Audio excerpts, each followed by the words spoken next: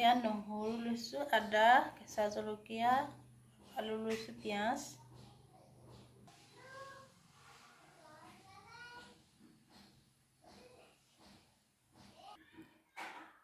এইদৰে নিমখ হালধি দিছোঁ। ইয়াত অলপমান দৈ দিছোঁ। দি এনেদৰে মিশ্ৰণ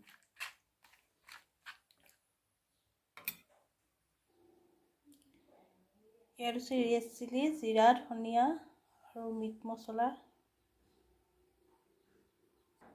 ইয়াত এনেদৰে সানি লৈছোঁ দৈ দি।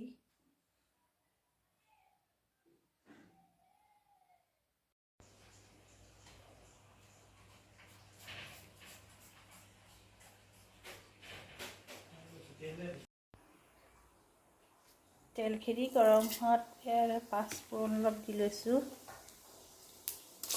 পিঁয়াজ দি লৈছোঁ। পিঁয়াজ, নহৰু, আদা দি লৈছোঁ। কেঁচা জলকীয়া দুটা দি লৈছোঁ, আপোনালোকে শুকান জলকীয়াও দিব পাৰে।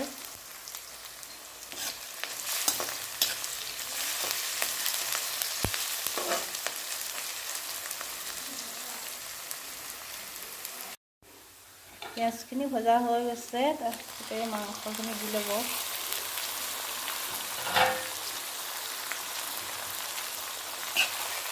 এনেদৰে 10-15 মিনিট ভাজি ল'ব।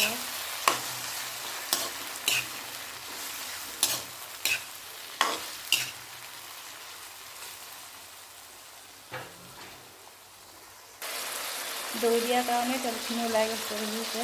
এনেদৰে 10-15 মিনিট ভাজি ল'ব মাংসখিনি।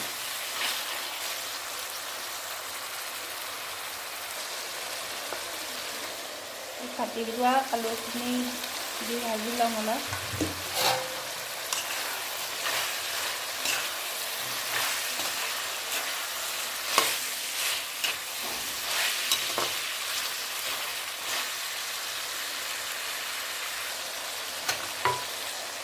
জিৰা, ধনিয়া আৰু মিট মছলাখিনি দি লৈছোঁ।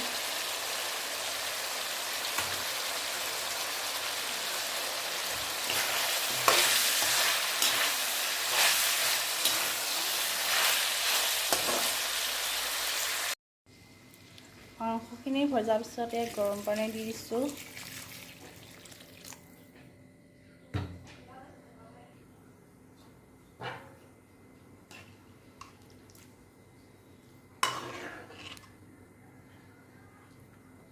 অলপমান দেৰি উতলিবলৈ দিম।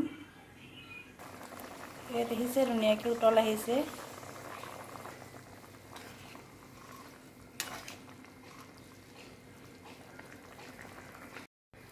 এনেদৰে কুকাৰত দি হুইচেল মাৰি ল'ম।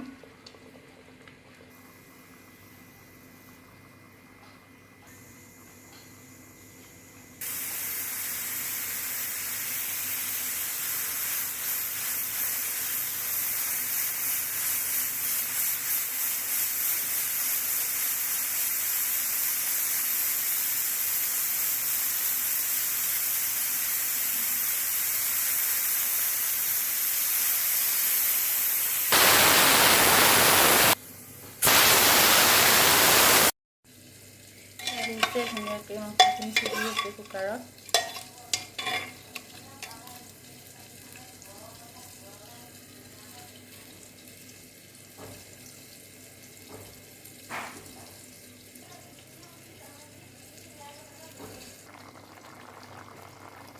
ইয়াত দিছোঁ অলপমান ধনিয়া পাত দি লৈছোঁ।